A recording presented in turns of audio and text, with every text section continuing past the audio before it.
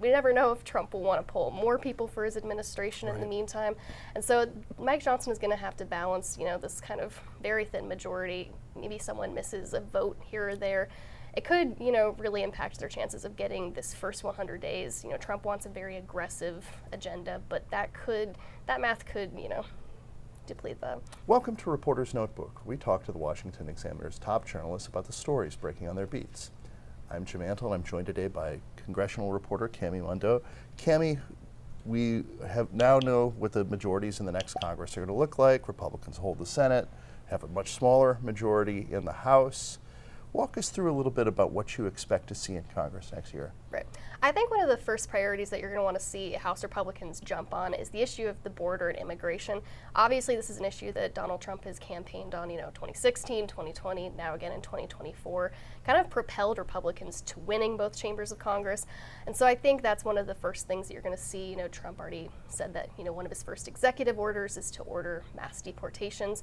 But as for other priorities, I think looking at what the House GOP has done over the last 2 years in their majority kind of gives a hint as to what they're going to want to focus on.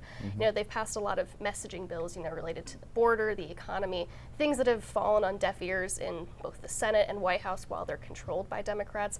But now that they're going to have, just open door to do everything that they want, I think what we've seen over the last 2 years is what they're going to be focusing on right out of the gate.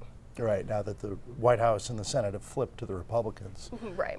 So how is House Speaker Mike Johnson going to manage having such a small majority, and the Trump administration is kind of depleting it further by picking a lot of his members for offices in his new team? Right, so the House majority for the Republicans, it's going to be about the same margin that they've worked with over the last 2 years, which we've seen even when they do have control, it's still a big chore to get things passed through. Right. And so when they start on day one, for House Republicans, they're going to have 3 vacancies already, with Elise Stefanik and Mike Waltz going to the Trump administration and Matt Gaetz retiring. And so that's going to take at least 3 to 4 months for those seats to even be filled, depleting their majority even more. We never know if Trump will want to pull more people for his administration in the meantime. And so Mike Johnson is going to have to balance, this kind of very thin majority. Maybe someone misses a vote here or there. It could, really impact their chances of getting this first 100 days. Trump wants a very aggressive agenda, but that math could, deplete them. Sure. I mean, and Matt Gaetz is kind of an interesting case because he's already withdrawn from consideration for Attorney General, so he's not going to be in the Trump cabinet. Maybe he eventually does something else in the administration, but he's already resigned his seat in this Congress and also the next one. Right. It was very vague at first, whether he would come back after he withdrew his name from consideration. When he submitted his letter of resignation, it just said, I don't intend to come back, but of course he could have if he wanted to. But he kind of closed that door last week and kind of said, I'm not coming back.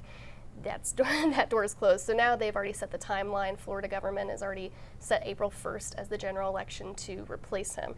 So from what he does from here, I've talked to a couple of Republicans. They just assume he'll probably get some kind of special advisor role in the Trump administration. But that won't require Senate confirmation. Precisely. Yeah, I think the DOJ, the Justice Department, confirmation hearings, that obviously wasn't going to go anywhere, even in a Republican-led Senate. So I think wherever he does go, it'll be, something easy enough where he could just start right away.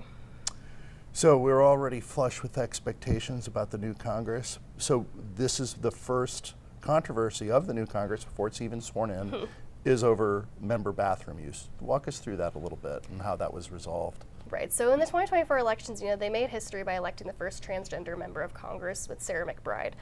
Before she's even sworn in, she won't be a member of Congress until January 3rd. There's already talk of, what bathroom she can use. There aren't a lot of gender-neutral bathrooms in the Capitol building itself. Right off of the floor, it's just, male-designated, female-designated bathrooms.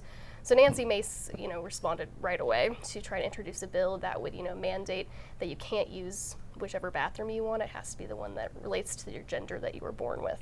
And so that kind of started a flurry of controversy on Capitol Hill, with Mike Johnson kind of dodging the question but having to come out to make sure that it is House policy that you can't use whichever bathroom you want.